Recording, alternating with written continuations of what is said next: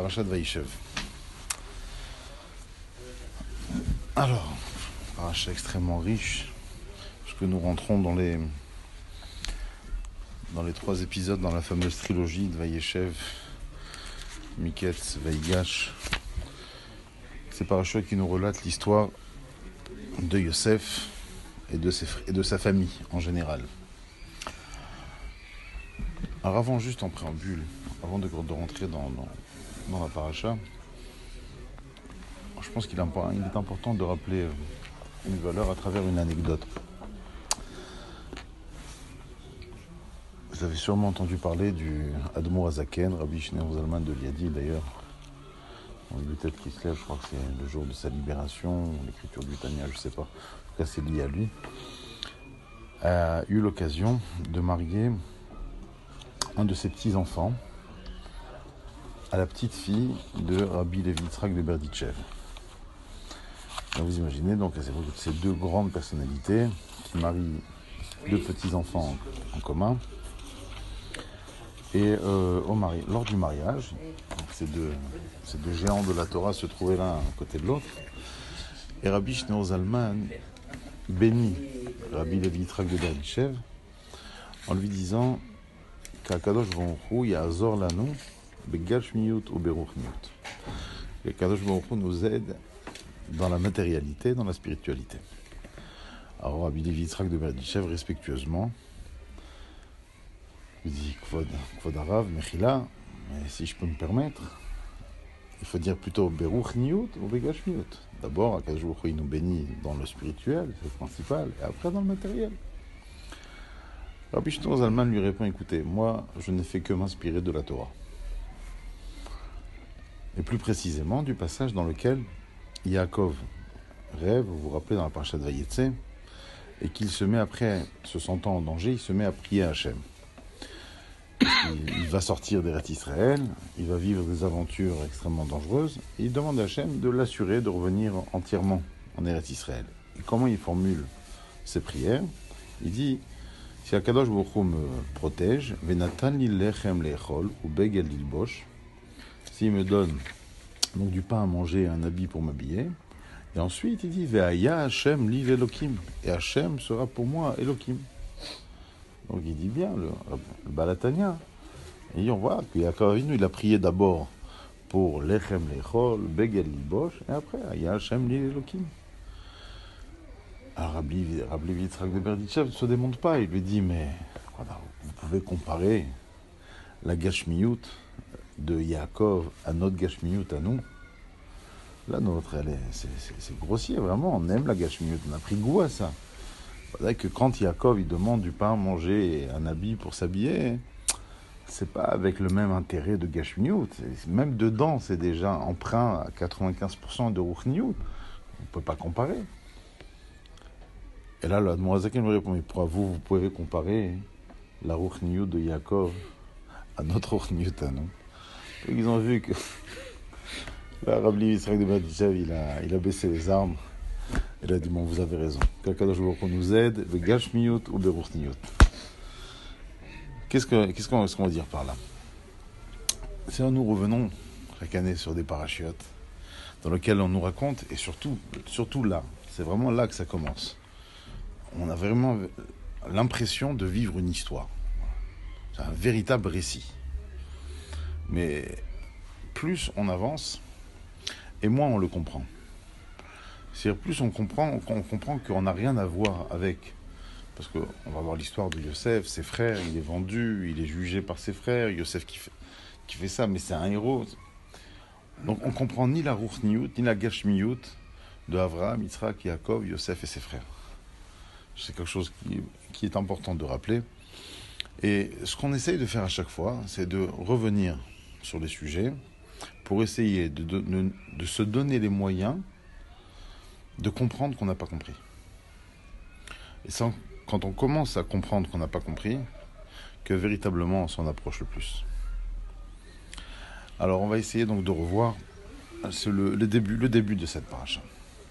La Torah nous dit Vayeshev Yaakov Be'eretz Megure Aviv Be'eretz Kenaan. Yaakov donc s'installe dans la terre où ses pères ont séjourné, qui est la terre de Canaan. Et juste après, on rentre directement dans le vif du sujet. Et les Toldot Yaakov, Yosef.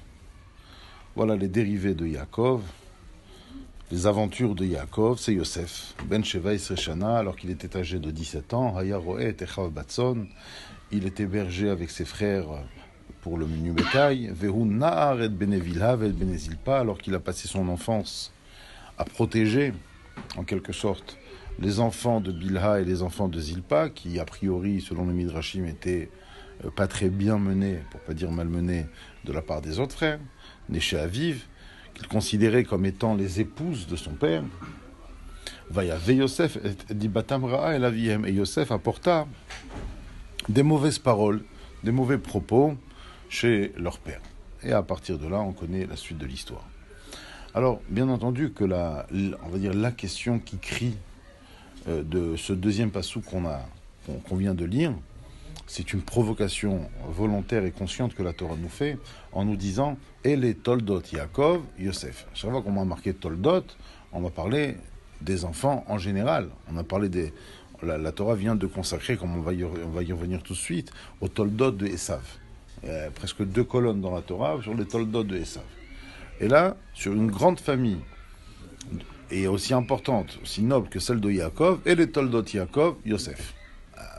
C'est pas juste. Où est Reuven, Shimon, Lévi, où sont tous les autres enfants? Donc, bien entendu, ça, c'est une provocation que la Torah nous fait. Mais avant de s'attarder sur cette question, il y a une autre question à laquelle Rashi essaye de nous éveiller. Il essaye de nous amener. C'est que je ne m'arrête même pas sur la forme et les mots utilisés dans le premier verset. Vayeshev Yaakov be'eretz megurei aviv be'eretz Kenaan. Mais vous savez, ce verset est tout simplement et nettement superflu, inutile. Parce que, quelle est l'information qu'on nous rapporte ici? Yaakov s'est installé dans la terre de ses pères en Eretz Kenaan. Mais celui qui a bien écouté, le problème c'est que, voilà, on est conditionné à lire les parachiotes au fur et à mesure des semaines. Mais bon, Hachem, plus on grandit, plus on retient aussi. Et il faut avoir un regard plus large.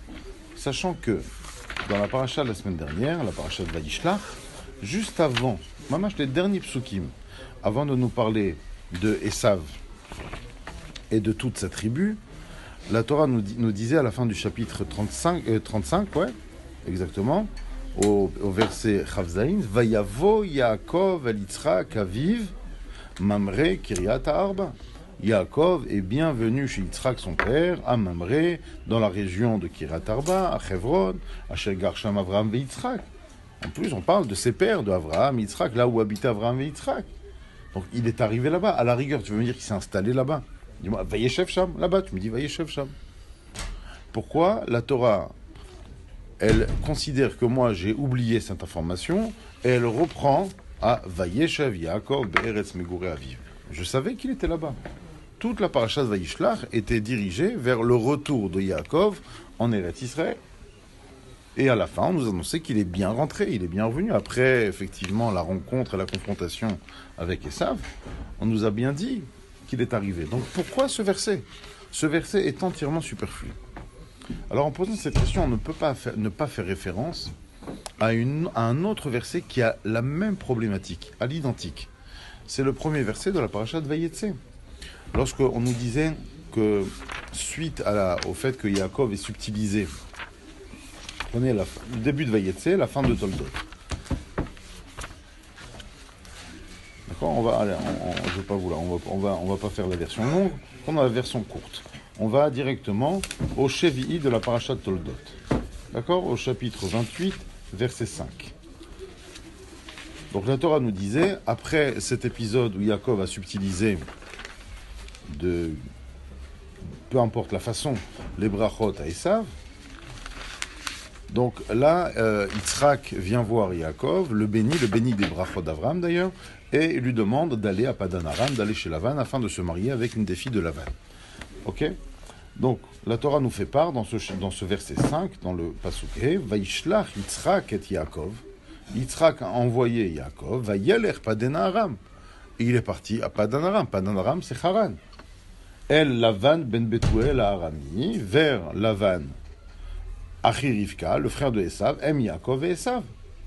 Donc la Torah nous a bien dit qu'après cet ordre donné de façon double, parce qu'il a eu l'ordre de la part de Rivka, il a eu l'ordre de la part de Yitzhak, ses deux parents, alors qu'ils n'étaient pas sur la même longueur d'onde, un était plus attaché à Yaakov, l'autre à Esav, mais là sur ce point, les deux étaient sur la même longueur d'onde, il fallait partir chez Lavan et se marier avec une de ses filles là-bas. Et la Torah nous fait part qu'effectivement, Yaakov a réalisé cet ordre, Vayelech Padan Aram, il est allé. Alors, qu'est-ce que la Torah? Alors, juste après, vous avez vu, regardez, ce qui a marqué après, Vayar Esav, on lit rapidement, Vayar Esav kiberach Yitzhak et Yaakov, Veshilach oto padan aram, lakachat lo misha misha. Et que lorsque Esav a réalisé que son frère Yaakov était envoyé là-bas pour se marier, qu'est-ce qui se passe? Et que Vaishma Yaakov el aviv, et que Yaakov a obtempéré, a obéi. Alors, Pasukret, Vayar Esav kirod benot kenan ben Yitzhak aviv. Alors, Esav réalise que véritablement Yitzhak était mécontent du choix des femmes qu'il avait pris jusqu'à maintenant. Vayelech Esav el Ishmael, vayikach el machalat bat Ishmael ben Avraham. Alors Esav décide de se marier avec la fille d'Ishmael, le fils d'Avraham, la sœur de Nevayot, al Nashav lo leisha, en la rajoutant sur sa femme. Ok. Et là, la Torah nous dit, juste après, Vayetse Yaakov mi Be'ershava vayelech Haran. Ribono shel olam, tu viens de me dire que Yaakov a écouté son père et sa mère, il est allé à Padan Aram. Qu'est-ce que tu as besoin de me dire encore? Vayetse Yaakov mi Be'ershava vayelech Harana. Alors, Rashi, exactement, dans les deux endroits, aussi bien dans le début de Vayeshev que de Vayetse, il doit justifier la nécessité existentielle de ce verset. Pourquoi est-ce que ce passouk doit exister? On n'a pas besoin de nous dire ça. Alors, déjà, Rashi nous amène d'un point de vue très pshat, très mécanique, en nous disant, oui, écoute, vu que c'est vrai qu'on t'a parlé de Yaakov, on t'a dit qu'il est parti, mais après on t'a parlé d'Esav. Alors bon, j'arrondis un peu ce que Rashi dit. Alors j'ai peur que tu aies oublié l'histoire de Yaakov, donc tu sais quoi, on reprend juste avant. D'accord? Quelqu'un qui voit, je sais pas moi, il voit une vidéo, à un moment donné il a dû s'arrêter, bon il sait plus où il en était, il remet un petit peu avant. Ok. Mais on n'est pas dans la vidéo, on est dans la Torah quand même, c'est marqué explicitement, il y a fait 3 versets. Et Rashi nous fait le même scénario avec Vayeshev. On nous a dit que Yaakov est arrivé chez Yitzhak, mais après on a fait une interruption, une grande interruption, en nous révélant toutes les descendances, tous les princes, tous les descendants de Esav. Donc puisqu'on t'a parlé d'Esav, on a fait une grande interruption, on sait quoi, on reprend un peu avant. Vayeshev Yaakov, mais je le savais déjà. Alors, maintenant la question est de savoir, mais pourquoi reprendre les choses de cette façon-là? Pourquoi à chaque fois reprendre, aussi bien dans Vayetse, reprendre dans Vayeshev? Alors Rashi a amené un petit peu à sa sauce ces idées que, par exemple, dans Parashat Vayetse, Rashi disait, voilà, il s'est arrêté sur la définition profonde de ce que veut dire pour un tzaddik sortir. C'est-à-dire, alors que la mission principale de Yaakov était de se sauver, de se protéger de la volonté d'Esav, qui était de le tuer, Yaakov, le tzaddik, la personne remarquable, arrive à transformer ce qui est une fuite en une destination, en quelque chose de productif. Voilà la raison pour laquelle on reprend à Vayetse. Surtout ne crois pas une seule seconde qu'un illustre personnage tel que Yaakov peut se suffire dans la vie de partir d'un endroit juste pour se sauver et qu'il n'y aurait aucun intérêt dans là où il se rend. Non. Vayetse Yaakov, Vayelech, son Vayetse à lui, sa sortie à lui est une production en soi. D'accord? C'est pas qu'il va te dire j'ai fait une parenthèse dans ma vie, bon là pour l'instant je me mets à l'écart, je vis pas. Et après je reprendrai. Non. Ça, il fait de sa sortie quelque chose de productif. Ok, c'est une leçon très intéressante. Mais maintenant j'aimerais comprendre dans Vayeshev. Alors quelle est la leçon dans Vayeshev? Alors vous avez remarqué que Rashi a énormément d'explications sur Vayeshev. On va pas les reprendre toutes, on va en reprendre certaines. Mais c'est-à-dire que Rashi a eu du mal avec le verset, pas avec la tournure du verset, avec la nécessité de ce passouk. À quoi il sert? Il m'apprend rien du tout. Donc c'est pour ça qu'au début, Rashi te fait le même coup, après t'avoir parlé de Esav, on reprend l'histoire, allez, un peu avant. On revient en arrière. Mais bon, c'est pas suffisant. Alors vous avez Rashi dans le deuxième pasouk, même quand il arrive à Eletoldot Yaakov Yosef, il revient sur le Vayeshev. Vous avez dans le Rashi bête, au Midrash Agada, voilà. Alors que Rashi, sa fonction, c'est de te simplifier les choses. Là, il te ramène Midrash Agada. Rashi dans Vayeshev au deuxième verset, au milieu du Rashi à peu près. Au Midrash Agada, Doresh. Tala Katuv Toldot Yaakov be Yosef, Mipne Kamadvarim. Le pasuk a fait dépendre les descendants de Yaakov par uniquement Yosef pour plusieurs raisons. Pourquoi? Achat, shekol atzmo shel Yaakov lo avad etzel Lavan ela berachel. Parce que rappelez-vous, toute l'essence de Yaakov consistait à travailler chez Lavan uniquement pour recevoir Rachel. Et le fait qu'il a eu tous les autres, Réhouven, Shimon, Issachar, Zevulun, etc., cela était juste, voilà, les circonstances qui ont été modifiées, qui ne dépendaient pas de sa volonté, mais lui, sa volonté, à la base, son projet, c'était de mettre au monde Yosef. Comme ça, Rachid dit. Bon, ça c'est déjà une première raison pour laquelle on t'a dit, voilà, même si, mais bon, c'est un peu méchant vis-à-vis des autres, ça veut dire que les autres, c'est des accidents. Mais mon projet, c'était Yosef. C'est dur. Ensuite, Rashi essaye de nous apaiser en nous disant Vesheaya zivikunin shel Yosef domelo. Il s'avère que Yosef ressemblait comme deux gouttes d'eau physiquement au niveau des traits de son visage à son père Yaakov. Troisième chose, Vechol mashi ira le Yaakov ira le Yosef. Et tout ce qui est arrivé à Yaakov est arrivé à Yosef. Nous sommes tous amenés dans notre vie à rencontrer quelque part sous forme d'autres décors, les épreuves par lesquelles nos ancêtres, nos pères, nos grands-parents sont passés. Eh bien, chez Yosef, c'était quelque chose de flagrant. Voilà, vraiment, c'est par tous les points par lesquels Yaakov est passé, Yosef a dû passer. Et Rashi ouvre les guillemets, deux points ouvre les guillemets, il va donner des exemples. Zenistam, Vezenistam. Yaakov a été haï, rejeté par son frère. Vezenistam. Et Yosef a été aussi redouté, rejeté par ses frères. Ze arrive mevakesh le orgo. Celui-là, son frère, cherchait à le tuer. Veze echav mevakshim le orgo. Et Yosef, ses frères, cherchaient à le tuer. Il dit Rashi, vechen harbe bebereshit rabba. Et en fait, ce que je te dis, c'est pas moi, c'est le Midrash Rabbah. Il en cite là-bas une certaine quantité de points identiques, de parallèles qu'on pourrait faire entre la vie de Yosef et la vie de Yaakov. Alors, j'ai vu effectivement dans ce Midrash, très intéressant ce Midrash, parce que nous on imagine, bon, Rashi a dû prendre les deux points les plus parlants, les plus visibles, ceux qu'on n'aurait pas besoin d'approfondir pour comprendre. J'imagine qu'il y a une petite liste, il doit avoir 4 ou 5, et Rachid en a pris 2 parce qu'il n'est pas là pour te faire un midrash. Quand on ouvert le midrash, j'ai vu, le midrash cite pas moins de 24 points identiques dans la vie de Yaakov et de Yosef. Il y a 24 points, le midrash il cite. Je vous ai quelques-uns. Zenolad Maoul. Yaakov est né circoncis, Yosef aussi. Yaakov, sa mère au début était stérile. La mère de Yosef aussi était stérile. Sa mère, Rivka en a eu 2, Rachel en a eu 2. D'accord. Yaakov, en fin de compte, a réussi à avoir la Bechora. Yosef va aussi obtenir la Bechora, mais alors que naturellement il ne l'est pas, mais il va l'obtenir.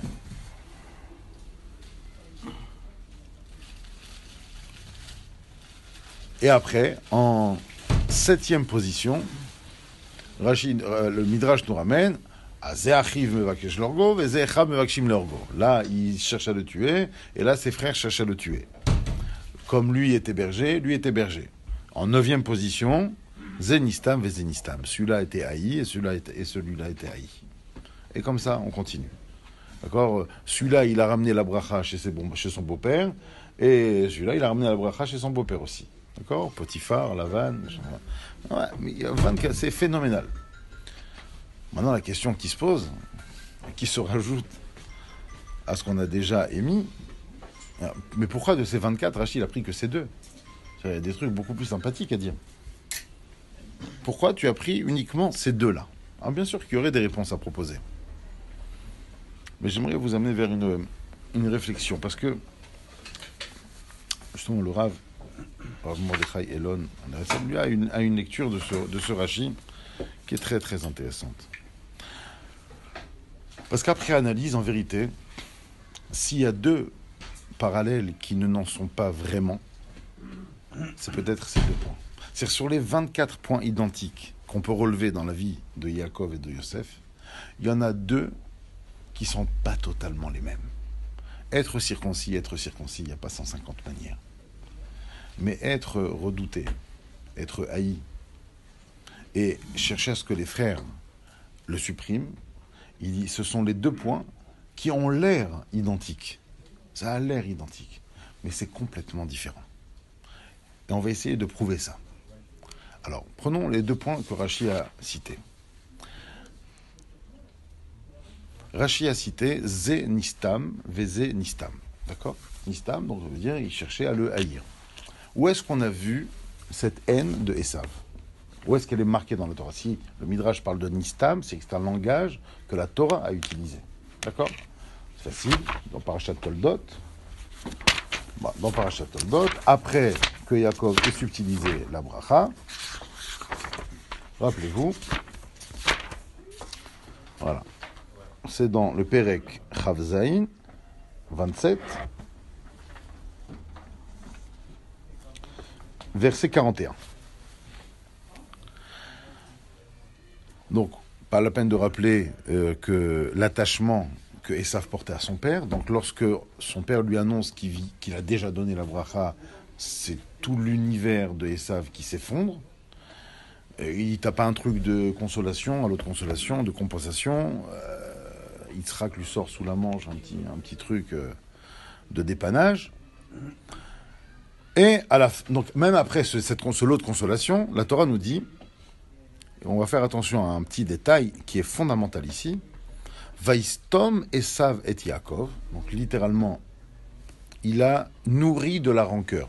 D'accord? Le Targum Ankelos traduit Untar, Lotikom et Lotitor, c'est la garder de la rancœur. Il a gardé de la rancœur vers Yaakov, à la Beracha Shabricho Aviv, à cause du dossier de la Bracha. Et là, regardez ce que la Torah dit. Vayomer Esav Belibo. Vayomer Esav Belibo. Est-ce qu'il a dit? Il n'a rien dit. Il a dit dans son cœur. Ça veut dire penser. Vayomer Esav Belibo. Yikrevu Yeme Evel Avi. Ve'aharga et Yaakov Achi. Que la période de deuil sur mon père arrive le plus rapidement possible afin que je puisse supprimer, tuer mon frère Yaakov. Ça a l'air dramatique, mais on ne va pas se faire l'avocat de Esav, mais essayons au moins de le comprendre. D'accord? L'admiration qu'il avait pour son père était sans nom, et ça se voit encore ici, parce que combien il est effondré. Il dit pas, je vais le tuer. Il dit, d'abord, il dit pas verbalement, je vais le tuer. Il le dit même pas, alors qu'on aurait pu s'imaginer comme il a le droit de le dire.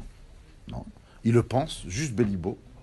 Et même Bélibo, regarde, on est dans un moment ultime de crise. Essayez de vous imaginer quand vous êtes dans une circonstance d'extrême déception. Mais je vais le tuer, mais c'est pas dans la pensée. Alors Bichlal, il y a des trucs qui se passent. Mais là, on rentre dans la pensée d'Esav. Et même dans la pensée d'Esav, il faut que son père meure pour que lui règle ses comptes avec son frère. C'est nous qui voyons Esav comme étant un mafieux sans limite. On irait imaginer, je sais pas, quelques jours plus tard, il va venir chez son père, lui dire, papa, je suis désolé, Yaakov a eu un accident. Non, il ne peut pas l'envisager dans son cœur. C'est très important ce que je vous dis pour comprendre la suite. D'accord? Dans son cœur, il n'envisage pas de tuer, parce que si ce qu'il commet entrave la sensibilité, la sérénité de son père, c'est quelque chose qu'il ne peut pas envisager. Voilà la stima, voilà la haine, voilà la rancœur de Esav. Où est-ce qu'on a vu ce même terme avec Yosef? Le verbe listom, cette rancœur, on le voit dans la parashat Vayechi. À la fin, de la Torah, à la fin de la parasha, à la fin du Sefer Bereshit, lorsque Yaakov se met à bénir Yosef. Donc c'est le bracha que tout le monde connaît, Ben Porat Yosef, Ben Porat Alehaïn, Banot Saada Aleshur. Donc on est au chapitre 49 normalement, ouais, 49. Au verset 26. Ouais, 26. Non, excusez-moi, non. Attends. Non, verset 23. Ben Porat Yosef, Ben Porat Alehaïn, Banot Saada Aleshur. Verset 23, chapitre 49. Là-bas, Yaakov se trouve dans un moment extrêmement solennel, c'est juste avant de quitter ce monde, et donc il dit des vérités absolues à ses enfants, et il dit à Yosef, quand il s'adresse à Yosef, il lui dit « Vaimareru, à toi, qu'est-ce qu'on t'a rendu la vie amère ? Va robu, qu'est-ce qu'on s'est disputé avec toi ? Il lachonne rive. Vaistemu ba'alechitzim. » Voilà, là on voit le verbe listom. Ils ont nourri de la rancœur Ba'alei Chitzim, les archers, ceux qui ont dans les mains des flèches. Alors, nous dit le Midrash, c'est quoi cette histoire de Ba'alei Chitzim ? Qu'est-ce qu'il veut dire par là ? Déjà au niveau du pshat, c'est extraordinaire comment le Lachon HaKodesh est riche, comment on peut jouer avec les mots, essayer de donner plusieurs sens avec un mot, avec deux lettres. Chetz, c'est une flèche, indéniablement. Mais aussi, ça rentre dans la notion de mechitza. Et bimchitzato shalakadosh baruch hu. Dans la mechitza, une mechitza détermine deux localités, deux endroits. Il y a le mechitza côté homme, le mechitza des femmes. La mechitza, c'est pas le truc qui sépare, c'est leur espace. C'est l'espace des hommes, l'espace des femmes. Quand on parle de Ba'alei Chitzim, toi, on a nourri de la rancœur, Ba'alei Chitzim, c'est les gens de l'intérieur. C'est-à-dire, il y a les ennemis à l'extérieur. Mais toi, c'est Ba'alei Chitzim, c'est les gens de ta maison qui ont nourri de la rancœur contre toi. Ça, c'est déjà une première explication que le Midrash donne. Mais le Midrash ne se suffit pas de celle-là. Et il dit, voilà. Il ramène un verset dans Tehilim, le Koufraf, dans le 120. David Amelech, là-bas, lui, il savait véritablement ce que veut dire Ba'alei Chitzim, lui qui était un grand guerrier. Il dit là-bas, Chitze Gibor Shenunim, Im Gachale Retamim. Déjà, veut dire des flèches Shenunim, comme Veshinant aiguisées. Chitze Gibor chez nous, les flèches des archers qui sont aiguisées, im gachale retamim, avec des braises d'un arbre qu'on appelle le genêt. Alors cet arbre, la particularité de ces braises, c'est que ces braises, elles semblent éteintes à l'extérieur, mais elles sont brûlantes à l'intérieur. Elles sont rouge vif à l'intérieur. À quoi ce pasouk fait référence ? Le Midrash nous dit comme ça. Pourquoi Yaakov parle des chitzim ici ? Il dit parce que une arme, les armes généralement utilisées par Esav, ce sont des armes blanches, des armes de contact. Un canif, un glaive, une matraque, des armes de contact. Tu fais mal au contact de l'autre. Ba'alei Chitzim, quand on parle de flèches, il te dit Hu Lashon Hara. Le Lashon Hara, de Amour Beromi Vekatil Besouria. Toi, tu parles ici de quelqu'un qui habite à Tel Aviv, et d'ici, tu arrives à le tuer. D'ici, tu arrives à le diminuer dans la vie qu'on pourrait avoir de cette personne. Alors qu'il est comme ça à des milliers de kilomètres. Il dit, attends, mais c'est pas n'importe comment. Le Lashon Hara, ça va beaucoup plus loin. C'est une flèche aiguisée avec du bois, on a dit, de genêt. Un bois spécial, où c'est éteint à l'extérieur et brûlant à l'intérieur. C'est-à-dire que celui qui a reçu le Lashon Hara, même s'il lui arrive un jour d'être confronté au sujet sur lequel il a entendu du Lashon Hara, donc bien sûr que le mal, c'est déjà la vie que j'ai sur lui de prime abord. Déjà, je l'ai classé dans un tiroir. Bon, en plus, maintenant, s'il m'arrive de le fréquenter, je passe un Shabbat Ratan avec lui, et je vois qu'il n'est pas si mauvais comme on l'a décrit. Mais Tout le bien que je pourrais avoir de lui, toute l'impression positive que je pourrais avoir de lui ne viendra qu'installer en deuxième position. Ça sera que de l'extérieur. Mais à la moindre défaillance, ah oui, de toute façon je savais, oui, on m'avait raconté, j'étais au courant. C'est exactement comme cette flèche aiguisée avec ce genre de bûche qui est ardente à l'intérieur et qui apparaît à l'extérieur éteinte. C'est-à-dire que même si j'ai l'impression ou j'ai demandé Mechila à quelqu'un, d'accord, sur lequel j'ai dit du Lachon Hara, mais il m'a dit je suis mochel, à l'extérieur c'est éteint. Mais à l'intérieur, il a toujours cette chose qui est destructrice. Alors déjà, Rashi nous a ramené le point commun entre Esav et entre Yaakov et Yosef, Zenistam ve Zenistam. Et là, quand on se met à regarder les choses de plus près, on voit, oulala, c'est pas la même violence. C'est-à-dire qu'il y en a un, dans la rancœur qu'il va nourrir, il est relativement posé. C'est vrai qu'il veut tuer son frère. C'est ça la violence, bien sûr. Mais il le dit dans son cœur. D'abord, il le sort pas de sa bouche, Bélibo. Et en plus, il fait dépendre ça de la mort de son père qui arrivera quand elle arrivera. Yikrevou yeme eve la vie.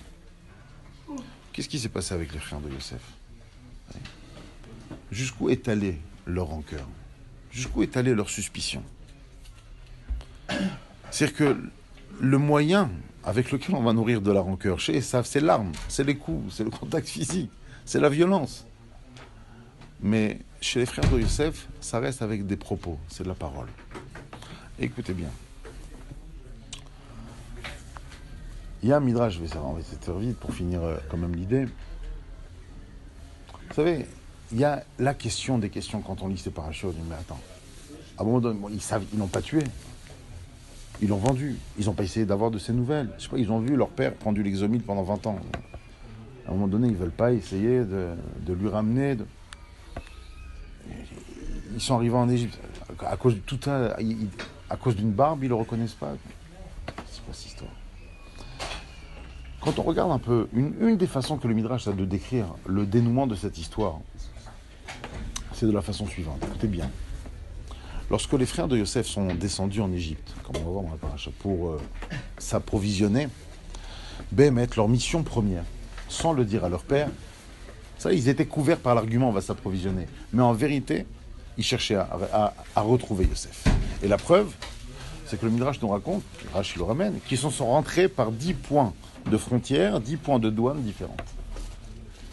Donc généralement, on se sépare quand on cherche une aiguille dans une botte de foin. On ne va pas chercher tous au même endroit. Si c'était pour s'approvisionner, on va faire les courses ensemble. Donc le fait qu'ils soient rentrés par 10 portes différentes était bien le signe comme quoi ils recherchaient Yosef. Maintenant, Yosef avait entendu que ses frères devaient arriver. Quelques jours avant, comme ça le Midrash nous dit, il a contacté tous les directeurs de douane et leur a demandé, écoutez, à partir d'aujourd'hui, chaque personne qui rentre, vous m'inscrivez son prénom et le prénom de son père. Et tous les soirs, je veux tous les passeports sur mon bureau. Et comme ça s'est passé pendant certains jours. Jusqu'au jour où Yosef, en feuilletant ses passeports, il voit, Reuven ben Yaakov. Intéressant. Tiens, il apparaît au poste douane numéro 2, Shimon ben Yaakov. Et là, effectivement, il les fait tous. Ça y est, ils sont arrivés, ils sont là. Immédiatement, il convoque tous les responsables de l'économie égyptienne. Alors, dis-moi, messieurs, je ne vous congédie pas, ne prenez pas ça du tout comme un renvoi, mais vous allez me donner tous vos badges, tous vos clés. Voilà, quelqu'un qui veut quelque chose, il vient vers moi. Son intention, c'était, je ne vais pas me farcir les 10 un après les autres, je vais les ramener tous ensemble, je sais qu'ils sont venus me chercher, mais par la force des choses, ils vont bien être obligés d'aller s'approvisionner, et ils vont être les 10 en face de moi. Un jour, 2 jours, 3 jours, personne n'arrive. Qu'est-ce que Yosef fait? Le Midrash nous dit, il est parti contacter des officiers égyptiens en leur disant allez me les chercher. Il dit mais majesté, on peut les trouver. Il leur a dit il les a envoyés dans des maisons closes. Vous bâchez le zonot. Dans des maisons closes. Il dit mais qu'est-ce que Yosef, pourquoi Yosef a eu cette idée que ses frères iraient là-bas? Chazvé Shalom d'imaginer une seule seconde que c'était des clients. Quelle était la pensée de Yosef? Il savait très bien que ses frères sont venus le chercher. Et écoutez bien, et c'est là le chidouche de ce midrash, et que c'est exceptionnel, c'est qu'en allant le chercher là-bas, ses frères voulaient tout simplement retrouver Yosef en se disant, mais c'est sûr, après le Beddin, après le din qu'on lui a fait à Kadosh Baruch Hu, qui est venu compléter le 10e en tant que Dayan, etc. Et c'est sûr qu'il a fini chef d'établissement d'une de ces choses, d'une de ces maisons closes. Beau gosse comme il était, c'est clair qu'il en a fait son business. Et donc il savait très bien qu'ils étaient là-bas. Et ils sont partis le chercher. Ils sont partis les chercher. Ils les ont trouvés effectivement en train de chercher Yosef là-bas. Ils arrivent tous, les 10, en face de lui. Et là, Yosef leur dit, écoutez, ton discours brillant, toi, Yehuda, qu'on va voir la semaine prochaine, par Jad Vaïgash, dans 2 semaines, qui me raconte que ton frère, un de tes frères, est mort. Écoute, on sait très bien que c'est pas vrai. Ou non, c'est pas qu'il est mort, c'est qu'il a été vendu. Ok. Il dit, écoute, il a été vendu, il s'appelle Yosef Ben Yaakov, oui, il s'appelle comme ça. Écoute, je l'ai acheté, c'est moi qui l'ai acheté. Donc ils sont tous là, bouche bée. Et à un moment donné, Yosef se tourne, il dit, Yosef Ben Yaakov, Boetzli, Yosef Ben Boetzli. Et ils sont tous là en train de chercher dans les 4 coins de la salle d'où il va sortir. Et là, c'est là qu'il leur dit, Ani Yosef Achichem, en vous rappelant qu'il avait fait sortir tout le monde. Ce que je veux dire par là, c'est qu'après 20 ans de drame dans la maison de Yaakov, à aucun moment les frères de Yosef se posent la question, est-ce qu'on a bien fait, on a mal fait. La différence qu'il y a dans la haine que Esav porte à son frère et que les frères de Yosef portent à Yosef, elle est que la haine portée par les frères de Yosef à Yosef, elle est instrumentalisée, elle est animée de toutes sortes de marchavot, les Shem Shamaïm. On a bien fait, mais on a fait plus que correctement. Mais on a fait les choses de façon posée. Quand on fait les choses des Shem Shamaïm, on ne peut pas se remettre en question. Quand on pense avoir fait les choses. En fait, bon, on n'a pas répondu à la deuxième différence de Zemevakesh Lorgo et Zemevakesh Lorgo. Mais rien qu'avec cette différence, c'est ça le Vaïeshev. C'est-à-dire que Yaakov pensait que le seul ennemi auquel on devait faire face, c'est l'ennemi extérieur. Et la Torah, qu'est-ce qu'elle fait? À chaque fois qu'elle parle que Yaakov est arrivé, on parle de Esav. Mais Esav, tu lui donnes un peu de kavod, tu le consacres presque 2 colonnes dans la Torah, ça y est, tu t'es débarrassé de cet ennemi. On croit l'ennemi redoutable, c'est lui qui nous empêche d'être, tout simplement. Et là, la Torah vient nous apprendre, non, Yaakov. C'est quoi Bikesh, Yaakov, l'Ishev, Béchalva? C'est qu'il a pensé, on arrivait à l'idéal. L'ennemi, c'était lui. Non, l'ennemi, il est à l'intérieur de chez toi. Le véritable ennemi, l'ennemi le plus difficile, on le voit ça avec Moshe Rabbeinu, encore une fois, quand Moshe Rabbeinu a Achen Oda Adavar. Tout le problème, c'est les balances à l'intérieur. Tout le problème, c'est le Lashon Hara à l'intérieur. Le véritable ennemi n'est pas à l'extérieur. Celui qui est à l'extérieur ne dépend que de la réussite dont on maîtrisera l'ennemi de l'intérieur, à savoir le Lashon Hara, les mauvaises paroles, les mauvaises appréciations qui pourraient exister, chas v'shalom, entre nous. Voilà, en gros, je sais quoi, on peut temps y compter, je ne peux pas aller jusqu'au bout, mais c'est ce que je veux dire.